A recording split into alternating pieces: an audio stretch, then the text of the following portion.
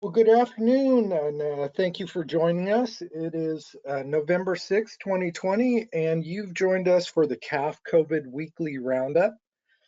Today, our topics are going to cover the two most recent AFLs that came out. We're going to dive into one of them pretty heavily and talk about the infection prevention and control requirements held within that AFL, the second AFL. We're also going to talk about reporting requirements. There's been a lot of questions about NHSN reporting. We're going to cover some of that stuff as well. We're going to talk about model respiratory protection programs, or MRPPs, as it relates to fit testing and kind of the requirements within that. We just want to make sure that you guys have this plan available to you. We're going to show you the CAF plan that is available free as a template, but also if you're looking for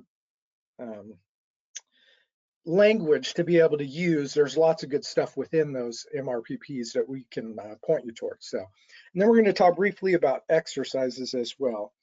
And as always, many of the resources that we gather and collect from different agencies is housed at the caf.org /resources /coronavirus, and you can find a lot of the AFLs, well, all of the AFLs and many of the reference documents that we cite can be found at that link there as well. So my name is Jason Belden. I'm the Director of Emergency Preparedness for CAF.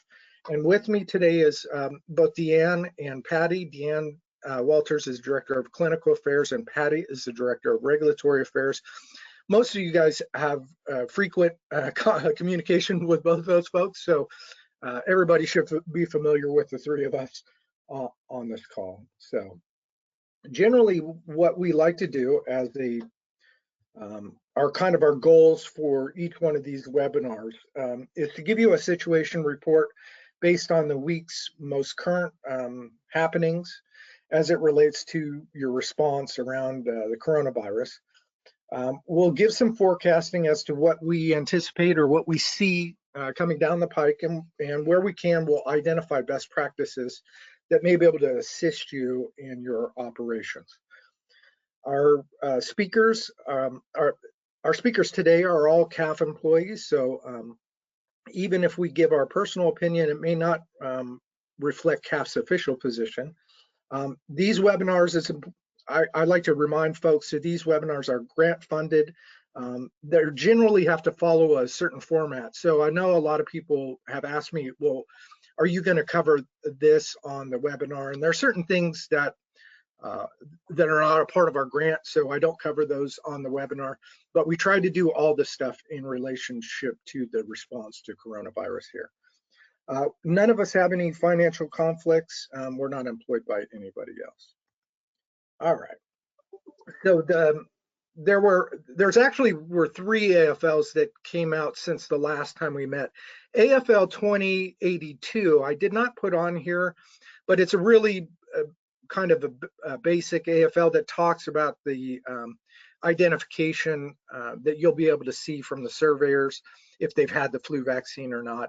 It's a pretty straightforward AFL. If you have any questions about it, you can reach out to myself or Patty, but it's fairly straightforward. On AFL 2083, it's definitely a more in-depth AFL. I'm frankly not qualified to really give you a really broad overview of this, but I asked Deanne to come on, and Deanne has created a mailing that went to every facility, every CAF facility in our database. So we sent out a letter that describes kind of these requirements. Can you give us a brief overview of that, Deanne, before we move to the other AFL? Hey, yeah, I'd be happy to kind of talk about the gist of what is in this AFL. It is, just so people know, this is just the AFL that basically takes the judgment, the information that we sent out back in January, February, after the judgment was put through to all of our membership. And so now it's November, and CDPH has, at the end of October, put together this AFL that frames that judgment through their eyes. So this, like I said, this judgment was back in January of this year. I'm not sure if any of us actually can remember January of this year, but it was a different time. And this is about Health and Safety Code 1418.8, which is also known as the EPL bill. It's for residents that do not have anyone to speak on their behalf, and where the facility pulls together either an ethics committee or the IDT in order to make decisions for the residents' care.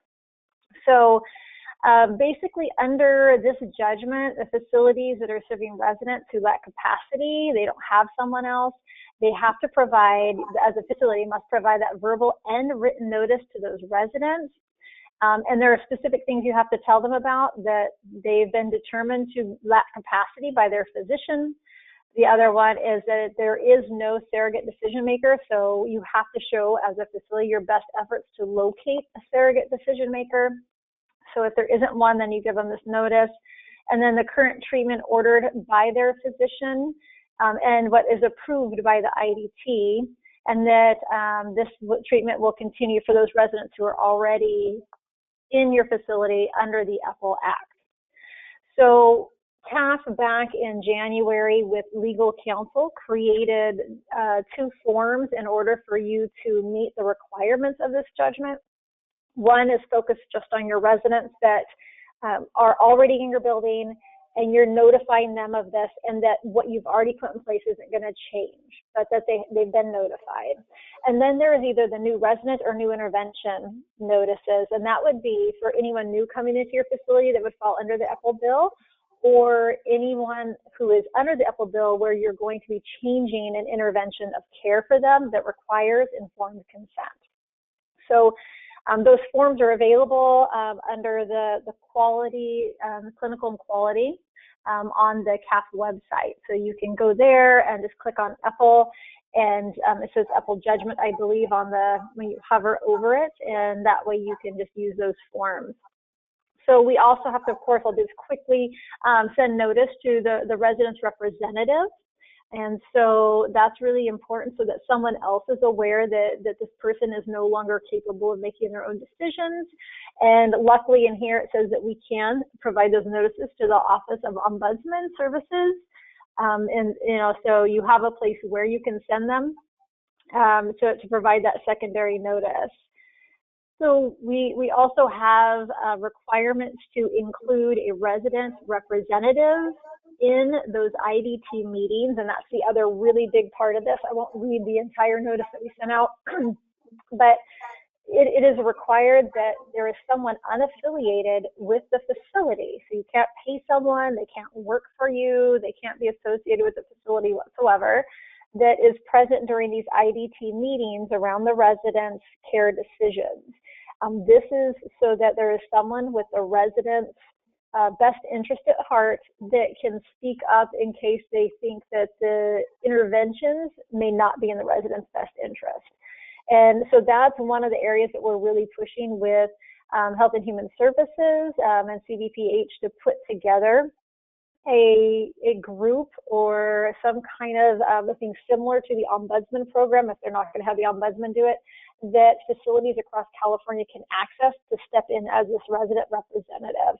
And so hopefully we will see some great movement on that. That doesn't go into effect until July of 2021, but it's really important that things move forward in the state to put that in place. Otherwise, in order to provide any consent requiring interventions for these residents, we would have to go through the court system. And so then at that point, right, we have to decide, is that something that we can do and meet the needs of our residents? And knowing our court system, I don't know that that's really the best thing for our residents, but also sending them to the hospital isn't the best thing for those individuals either.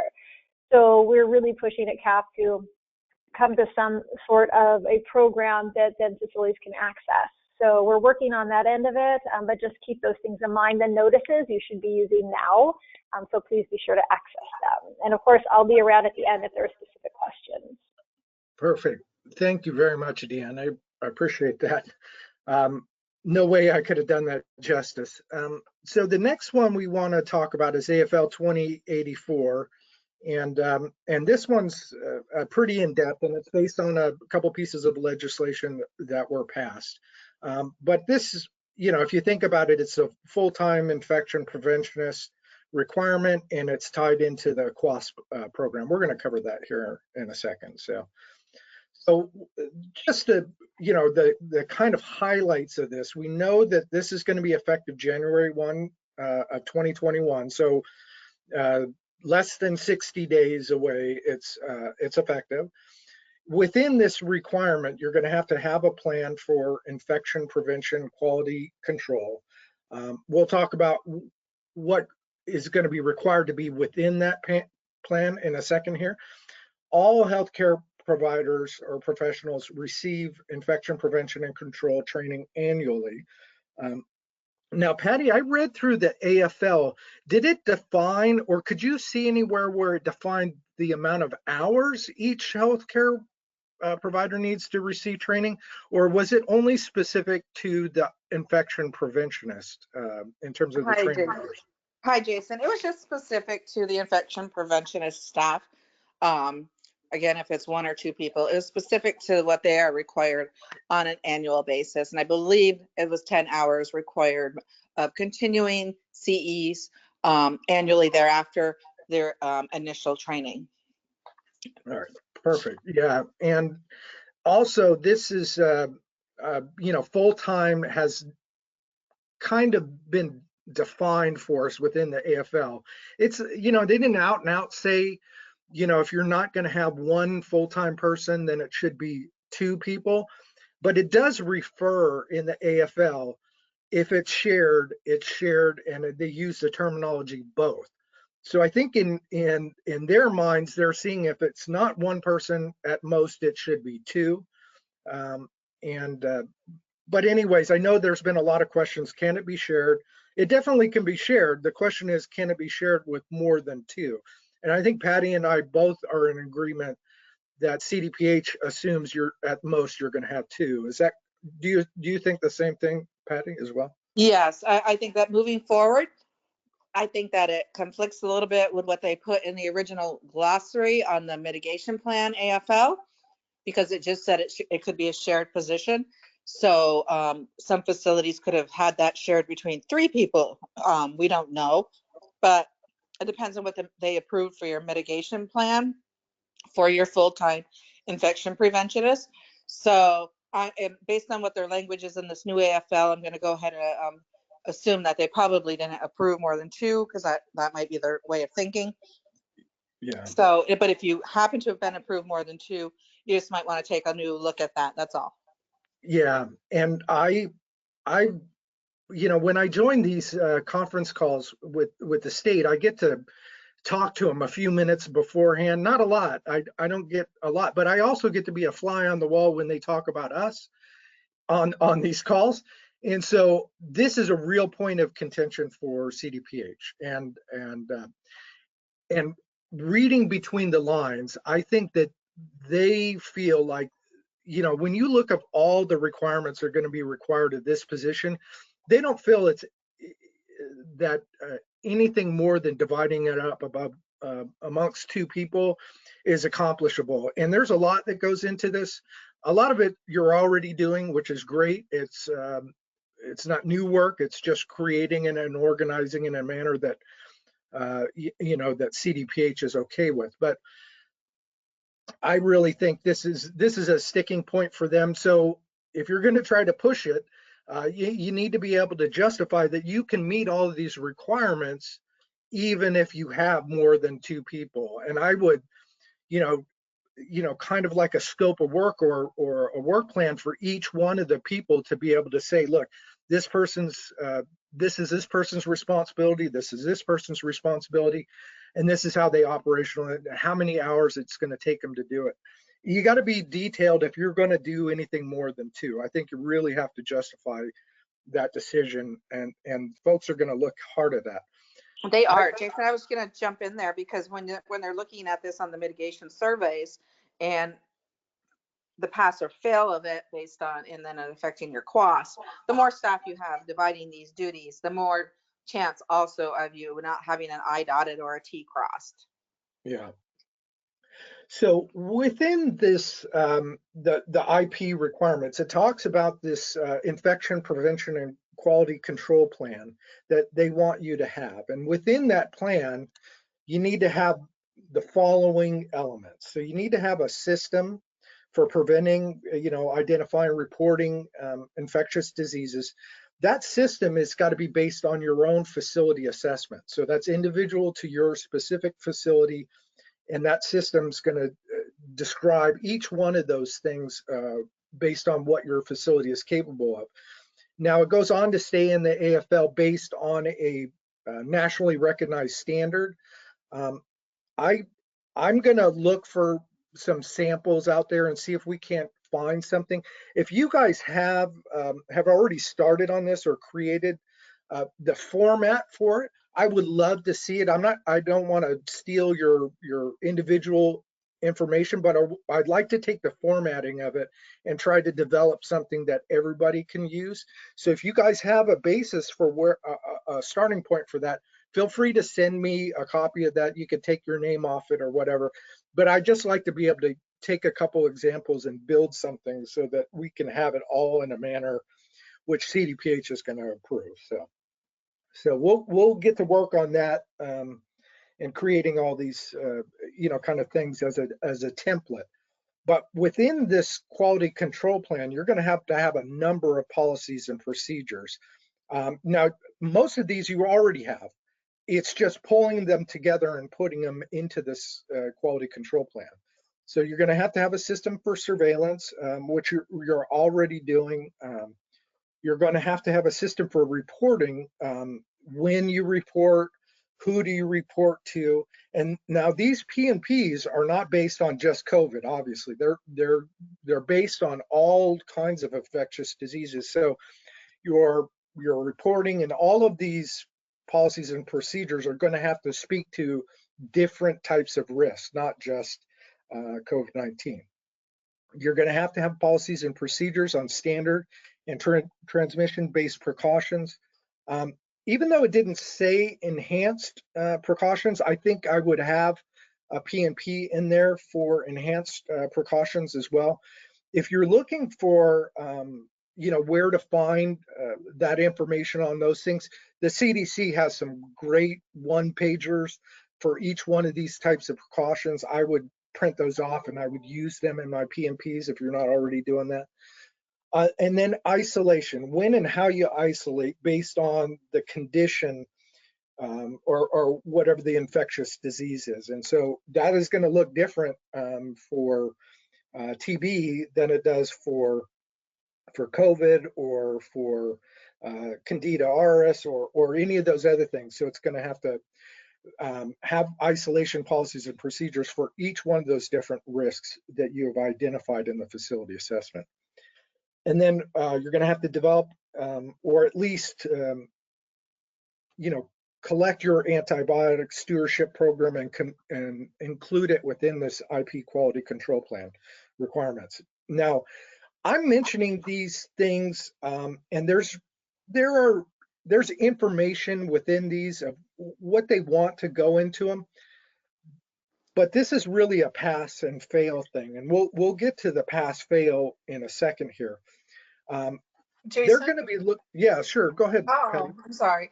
No, sure. I just wanted to add that a lot of this already is, they took this because we were part of the stakeholder process, CAF was, and the team from CAF, on developing the final language in this AFL. So the CAF team worked really hard on the stakeholder side, getting the language into this AFL that we felt would, you should have seen the original one. So we were successful in many ways in getting a lot of language changes.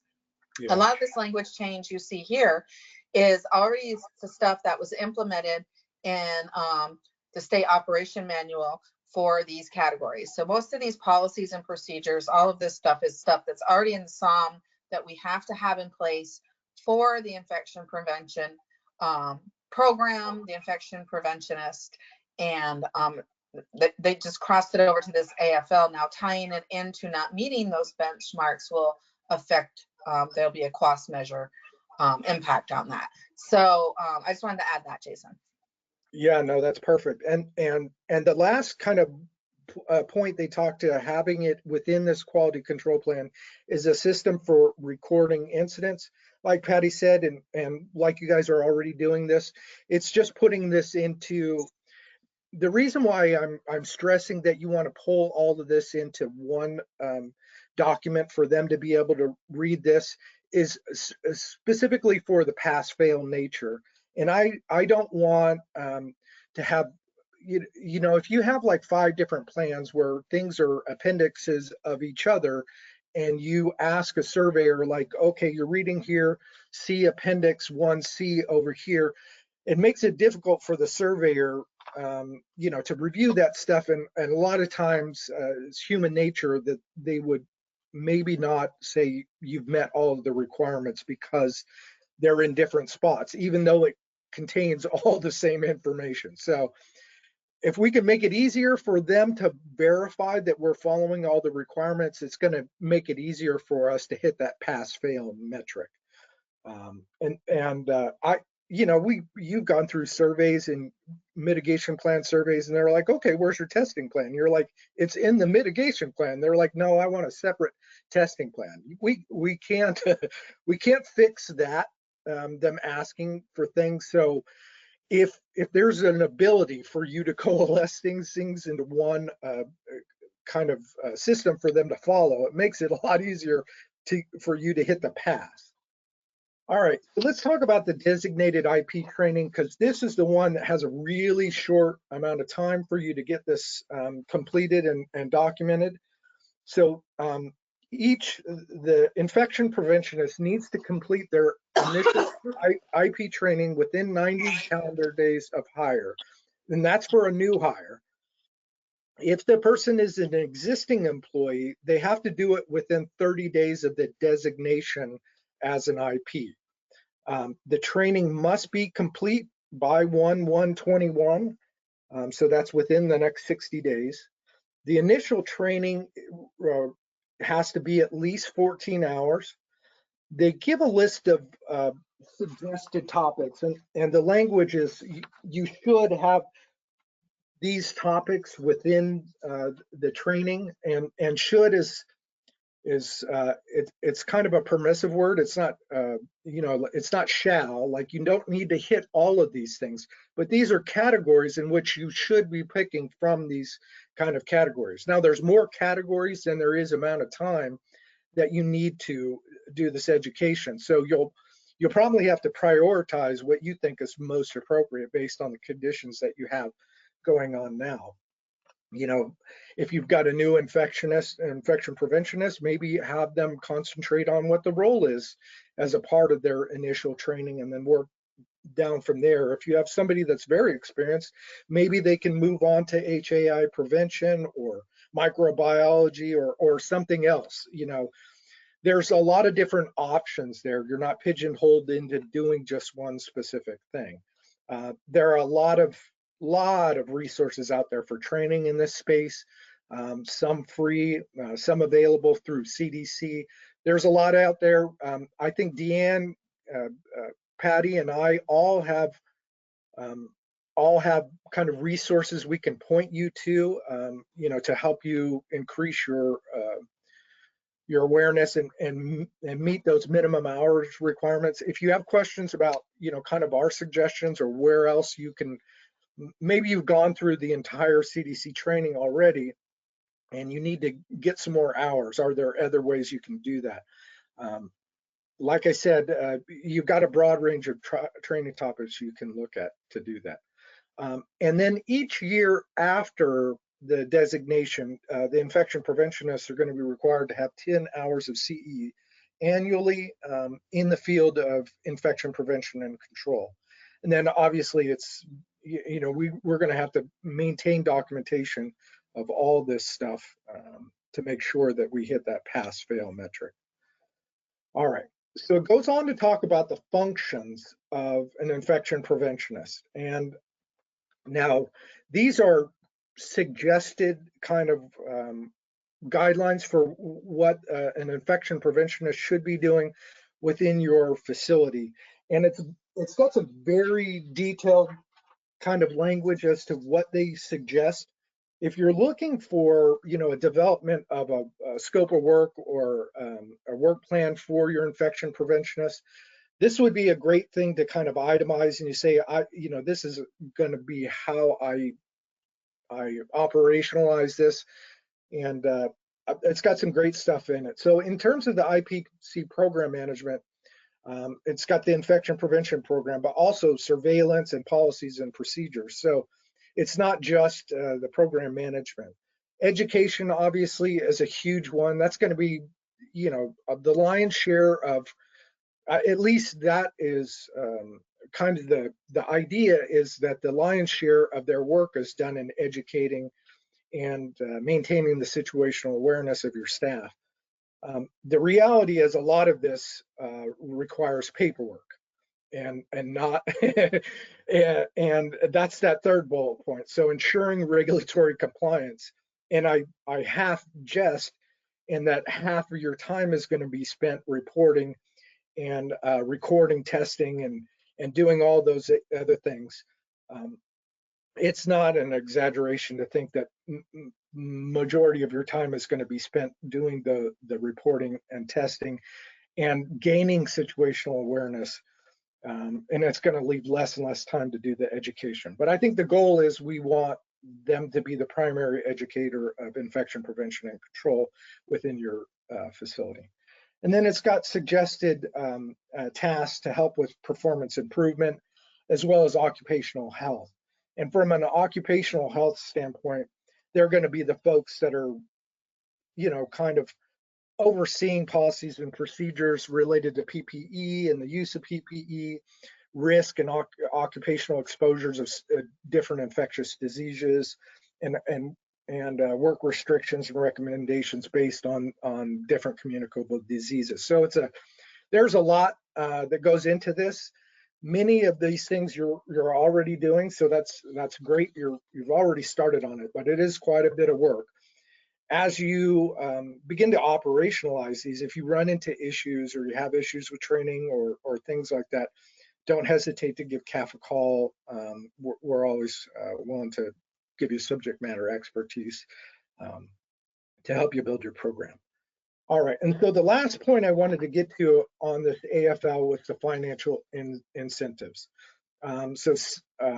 In order to meet your financial incentives and qualify for QASP, you have to pass this requirement.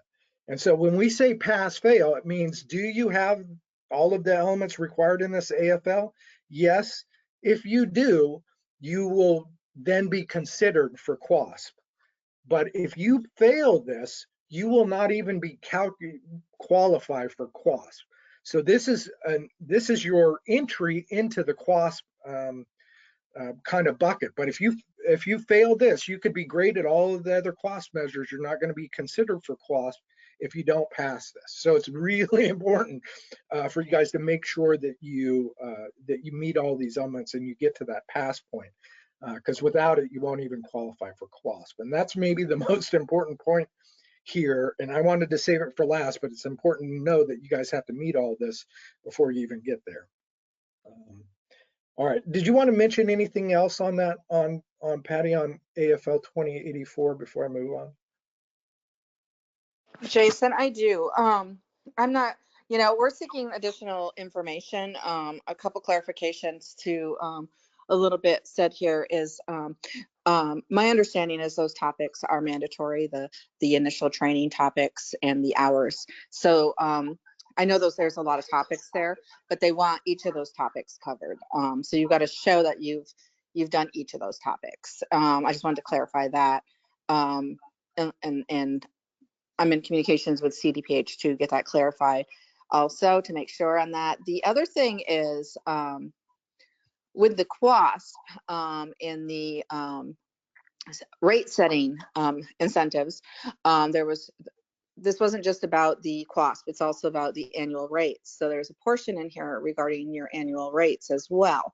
Both of these financial incentives are still based on the federal government approval of these. And it speaks to that in the end of the AFL a little bit regarding that. And then Jennifer Breen, I clarified a little bit with her this morning also.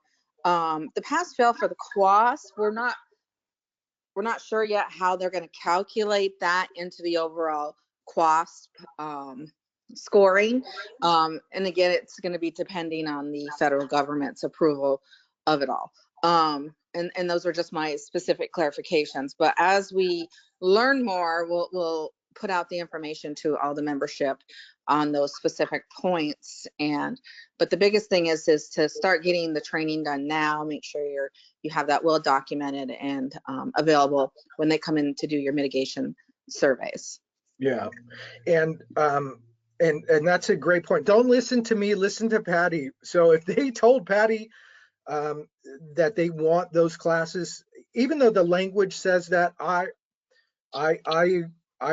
I'll say just make sure you cover those things, and you're going to be safe. You know, and don't listen to me, listen to Patty. If they said that, then definitely you definitely want to do that. The language is not real clear, and so we'll get clarification. But in the meantime, be conservative. Make sure that your training meets all those things. Well, what we'll get some clarification on that. Definitely, Jason, get out to everybody, because what'll happen is it'll get misinterpreted by surveyors across different district offices. So we really want a response back in writing from CDPH on what the expectation is for those topics. So I'll make sure we get that and we message that out, so that as we start getting any misinterpretation of enforcement across different district offices, we can get that corrected right away for our members. Perfect. Thank you. All right. So now I want to jump to the NHSN SAMS level 3 and just let you know some of the kind of feedback I'm hearing from folks in terms of getting signed up for the SAMS level 3. And I know some folks have SAMS level 3, and feel free to tune out this part of the webinar. But I will say that it's taken a while to get this SAMS level 3. And so I've heard at least 4 weeks for people to get their SAMS card. Patty, Deanne, have you guys heard similar stories that it's taking a month or sometimes longer to get SAMS level 3? Yeah, at least 3 weeks, if not 4 or more. Absolutely. Yeah. Correct. So if you guys are unfamiliar with the process, or you've not gone through the process to get your SAMS level 3, the link is right there on the bottom there, as well as the quote unquote help desk at that email address. If you've submitted your information to be upgraded to SAMS level 3 and you've not been contacted and it's more than 4 weeks, reach out and let us know. I know HSAG said they were going to help, but we may be able to reach out to our national association and see if they can assist as well. Did you have anything else you wanted to mention on the SAMS level 3? I just wanted to cover, because a lot of people were saying, hey, I haven't got my card. How am I supposed to record this stuff? Okay.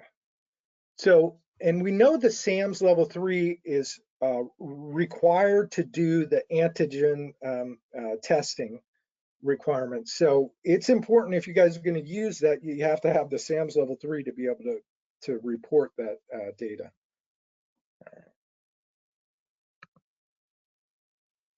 I also wanted to jump in, Jason, if I can. Oh, sure. We are also in communications with CDPH regarding the push-pull of the data for the members that have conferred their rights over to CDPH to report on their behalf to NHSN. We've sent all the information over to CDPH and their survey hub people that create the questions and do the push-pull, or whether providers are going to have to go in and individually that have conferred their rights over and do the reporting themselves within NHSN for those specific questions. So we have that out right now, still pending with CDPH. And again, we'll message that out to providers, and I'll do a little plug for the CAF forum. Make sure you're signed up on the CAF forum. If you're not, receiving emails from the CAF Forum Google group, then you're not signed up. So you want to reach out to Jason, myself, or Deanne, and we'll get you helped getting signed up on the forum. But we are getting additional clarification on how specifically the members that have conferred their rights over to CDPH, how that's going to interfere with what you're doing now. And I thought of one other thing, Patty, too, that we heard on the call yesterday, and I just want to address it because Heidi Steinecker, well, somebody asked, how do I record, positive tests post 90 days? Do I record them as a new case, or do I not? And I think she gave an answer that was different than the question Yes, that's on I the heard that. NHSN, right? Yes. The NHSN definitely is very specific that is, well, the CDC counts that as a new case. A new, absolutely. Right. And see, And this is the thing that with the yeah, state saying having different interpretations, and then the federal government different interpretations. So you have to, with this, because it's the NHSN requirement, you're going to have to follow what the federal rules are for reporting. right. And so if you're reporting, yeah, exactly. So I just don't understand how we answer the same question two different ways. I agree, Jason, and we have that question out also again with CDPH after I heard that yesterday Yeah. from multiple providers from that call, and so that's a clarification also sent out with the NHSN questions that I've already sent to them regarding the point of care testing reporting. Yeah. So hopefully we'll get some answers in the next few days that we can get out to everybody.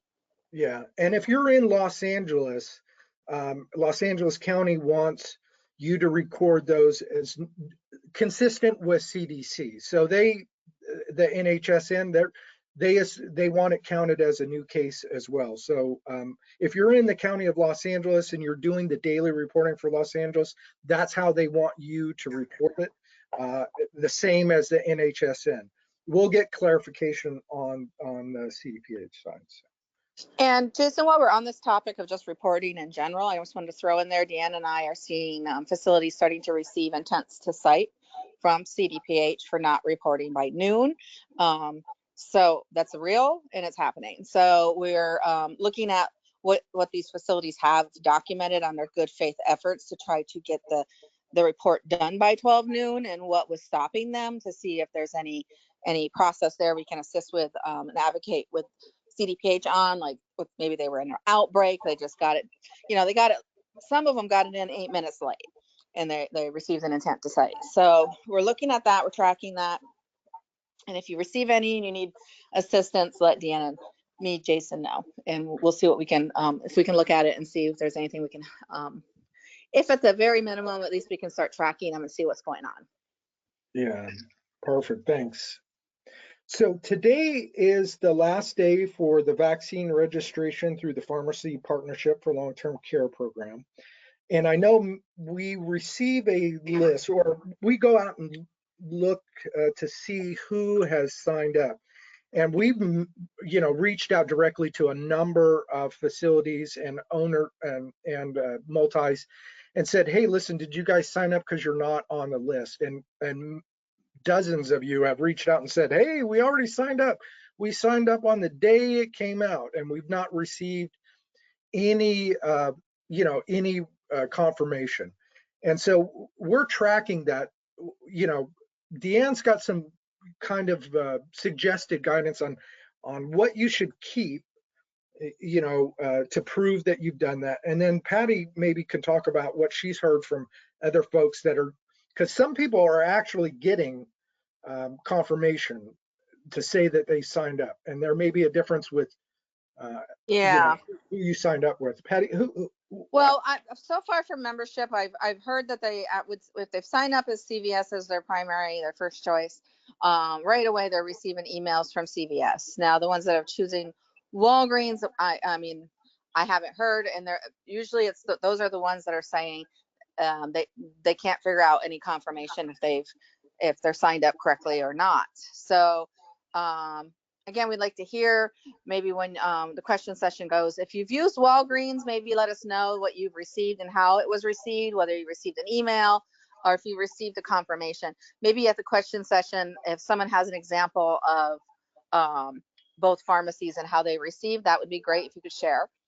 Yeah, because we don't get a copy of what you guys see, so we don't know what it comes. So if you get it, email it to us, just a copy, so that we know what it looks like. That would be great. Yeah. And Deanne, did you have suggestions for what they should do if they've not gotten confirmation back?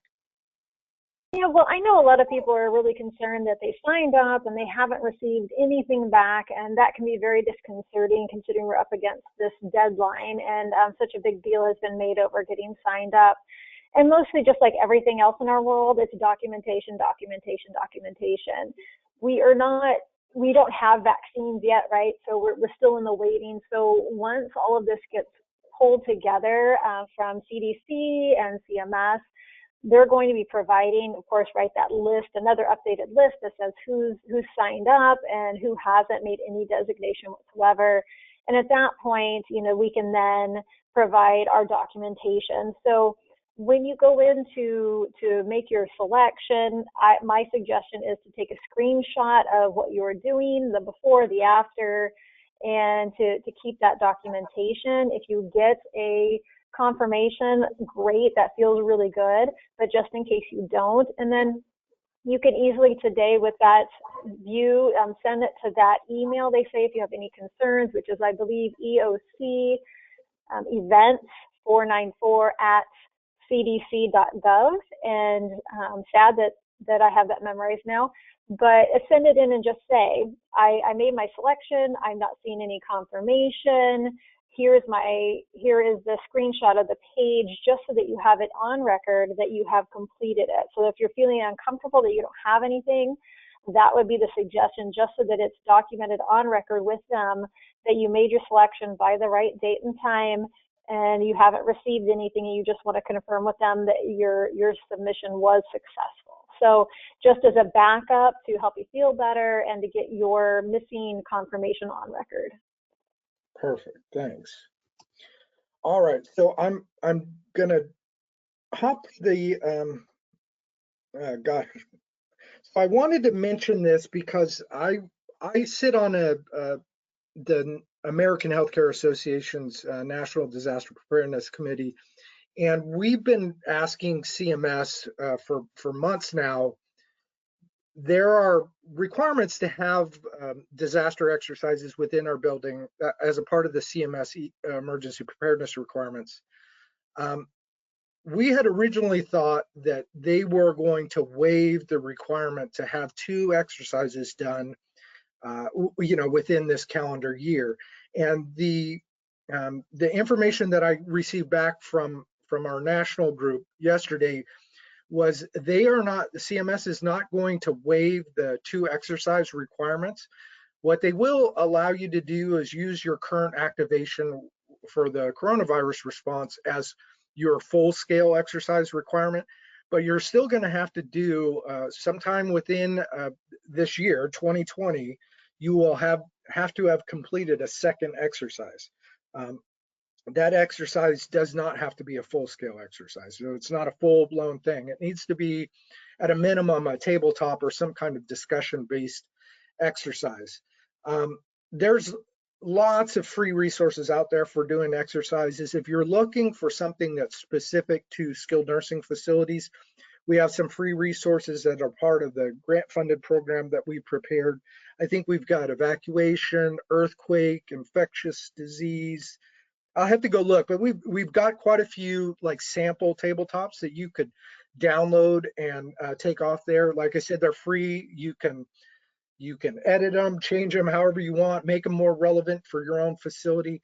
There's even a kind of a guide of how to create your own tabletop if you wanted to create your own. Tabletops don't necessarily require a ton of time, but they do require some planning. And if you are going to hold a tabletop, especially given how little time we have available in our facilities now, my suggestion is to just use one of the canned ones that you can find from us or the Hospital Association or Respiratory or any of these other resources that are out there to have them. I would use a canned one just to be able to check a regulatory box.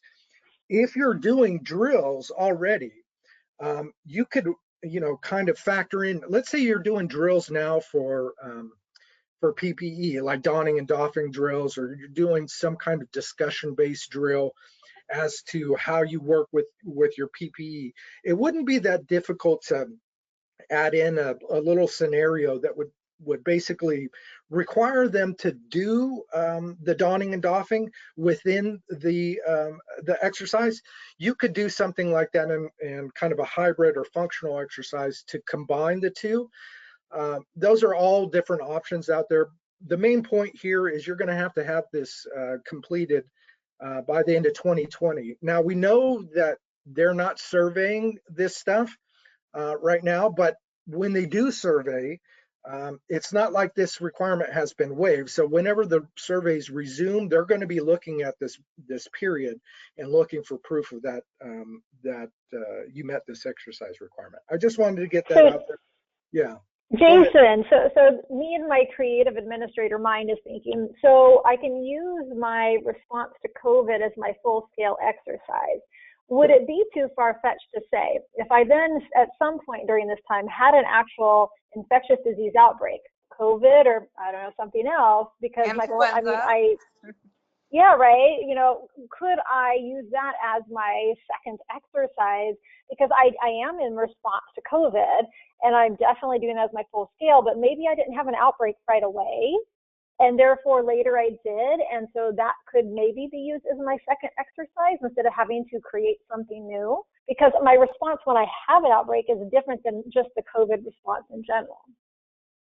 Well, that would certainly make a lot of sense, but that's, we're talking about the federal government here, and sometimes that they don't make a lot of sense. In this instance, they're very specific, and they've said that the activation, no matter how long it is, only counts as one event. So you could have had 15 outbreaks in this time, and it would still only count as one event. So we asked them that specifically. We also told them, hey, should we be exercising while we're actually activated during a response? And they say, well, you can take other staff that are not actually doing, clinical care work, and you can have them exercise. So you could have your EVS exercise or things like that. But they've been very specific that they want this is a separate requirement. Now, you could create a tabletop based on information from your coronavirus response. There's nothing to say that your full scale and your tabletop have to be different types of necessarily disasters or emergencies. They can be under the same thing. So if you want to develop a tabletop and just use information that from your response that's real and what happens to verify that your staff has the information, absolutely. There's no need to duplicate work in that sense, but you do have to document it with two separate exercises. All right, and I mentioned the Model Respiratory Protection Program. I just want to get to that because there were quite a few questions about fit testing and kind of everything that goes around fit testing. And let me just say first, the outbreaks that happen at skilled nursing facilities don't happen because people have not been fit tested. Fit testing is a training. Fit testing is a seal check. Fit testing is a medical clearance. It's a number of other things that go into it. To say that, not being fit tested was the reason a facility had an outbreak is probably not accurate. Let's just say that. Or it's not telling the entire story. The important part when you hear the requirement to fit test, the requirement to fit test is within a Model Respiratory Protection Program. And so I would hazard a guess you guys all have this. You have it sitting on a shelf. It may have collected dust over the last decade since it came into effect. within your model respiratory protection program, it should have everything that's required for fit testing. So the medical questionnaire, the training that you're going to use, and all of those things. If you don't have that, or if you go, gosh, I don't know if this is appropriate. CAF has developed a couple of model respiratory protection program, as well as all the administrative tools that go into it, the medical questionnaire, the donning and doffing procedures, everything like that is within it. So if you want to take that, the plans that we've developed and just carve out the language for fit testing or whatever, it's all in there, guys, and it's freely available to use. If you're looking at, where can I find a video of how to do fit testing? If you go to the CAF.org, the coronavirus section, and if you scroll down to where it says OSHA, there's a video on there for respirator fit testing video. And so it goes over the qualitative fit testing process. Now, this is a federal OSHA video. We've asked Cal OSHA to create something California specific. And my hope is eventually they'll get to that point, but they haven't got to it yet. But if you're looking for those resources, they're out there, guys. Just don't hesitate to reach out if you have questions about how to do that. All right, I'm going to hop to questions because I went a little over. Am I able to just add one more thing? This is Patty. Yeah, for sure. Can I just can we just discuss real quick the findings from CDPH visits on the resident room closures, door closures? Oh yes. So we're starting to see some findings wrote on Title 22 as well as federal tags under resident rooms, the doors not being closed in the units for patients under investigation, like yellow zones for. So what the findings are under the Title 22, the findings are more directed towards care plans that the facility stated the reason the door wasn't closed was because this resident, stated all the resident specific stuff. However, when they went to the chart, it wasn't in the chart, it wasn't in the care plan, and their decision making on closing the room or not, the resident's door or not, and the justifications for it, and the risk factors of spreading the virus or that sort of thing were not identified, and so that was wrote on Title 22. Federally, they're just writing it. They're just plain and simple, doors not closed, no reason, no, not saying anything. Now, we did put together and put out on the CAF forum, some suggestions on resident-specific suggestions on looking at each resident in the yellow zone and identifying their risk factors for them to have it transmitted aerosol. Are they coughing? Do they have pneumonia? Do they have respiratory treatments? Are they a high-risk patient? Are they a low-risk patient? And secondly, what are their safety, wellness, and health and safety issues that make the door being closed really unsafe for that resident, and making sure that your medical director is involved, that your ID team's involved in your care planning, all of your rash decisions. Now, I'm not saying that won't get wrote on a federal tag because they just wrote it, and it is from the CDC.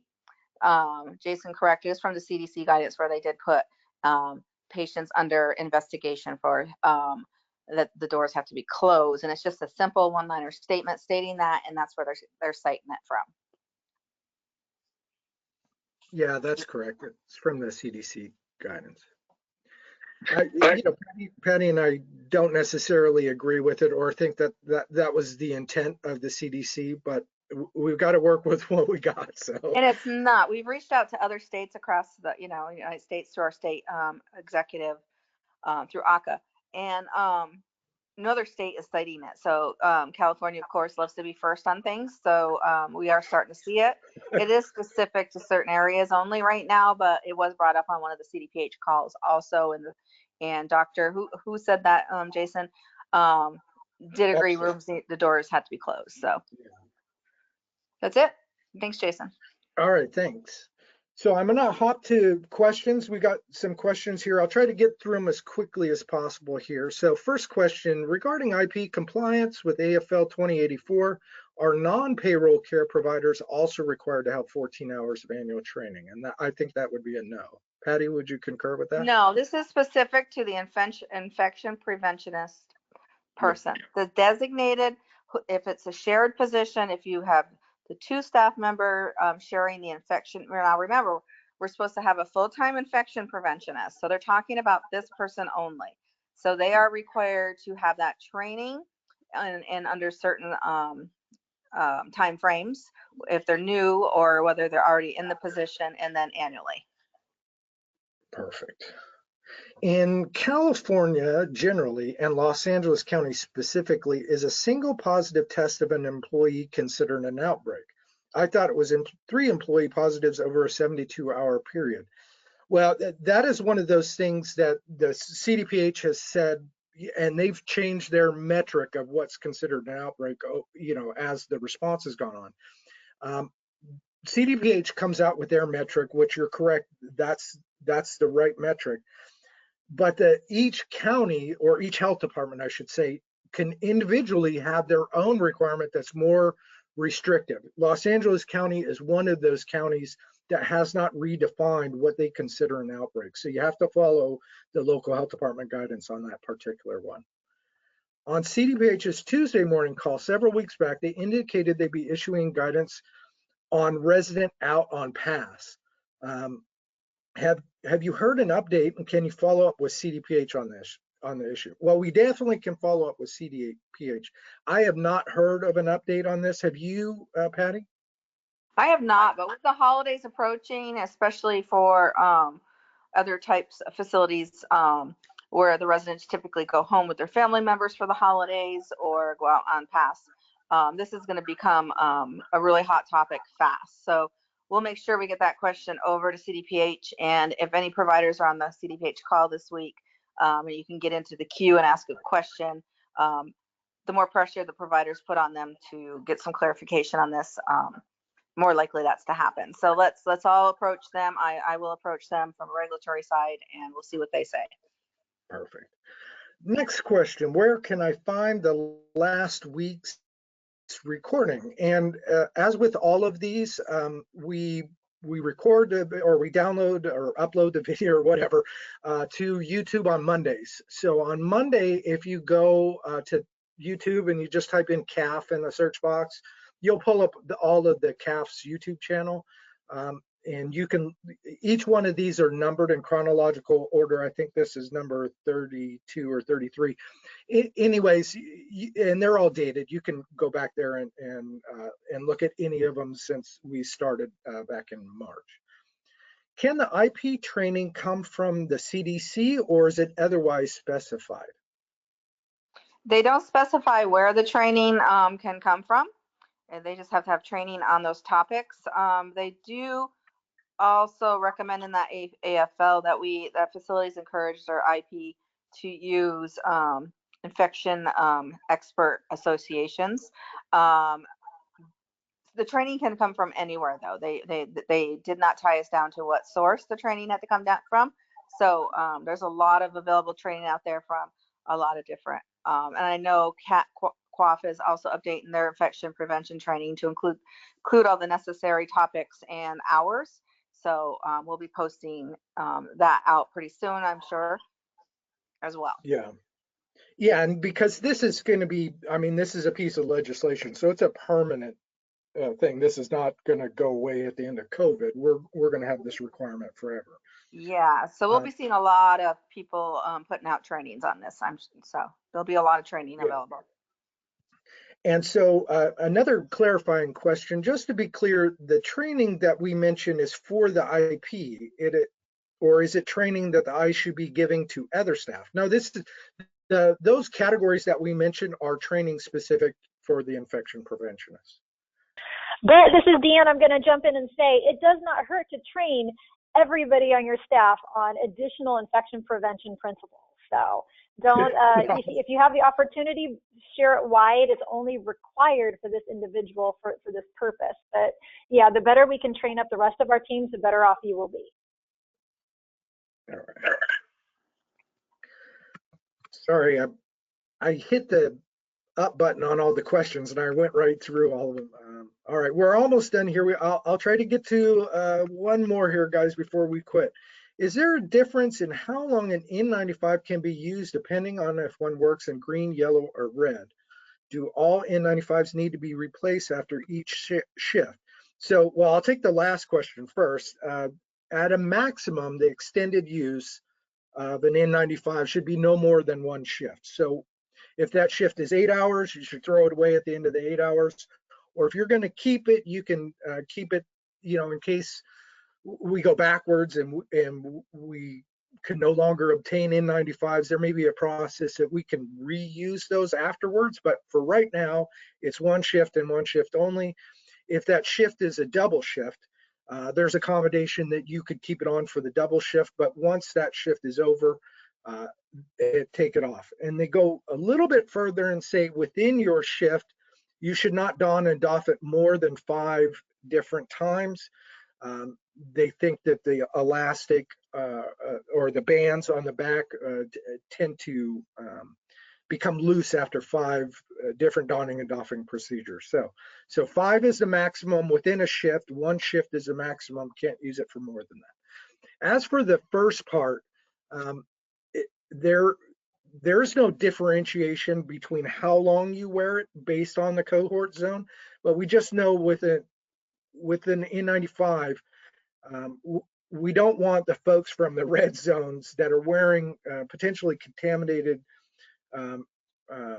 masks into the other cohort zones. So I just want to make that clear that if you're wearing an N95 and you're leaving that red zone to go work in another zone, you probably should not be wearing that N95. That's my own personal opinion. It doesn't say that in the guidance, but I would definitely do that. So, all right, I apologize, guys. I know there's a few questions we didn't get a chance to answer this week. I'll try to answer them next week. Let's see here. Yeah, okay. All right, so I want to say thank you very much to Patty, Deanne, and Jamie for pulling all this together and jumping on at the last minute. We appreciate everything that you guys contribute. Thank you very much, guys. Hopefully you have a good weekend, and we'll have we'll talk to you again next Friday. Take care. Bye, everyone.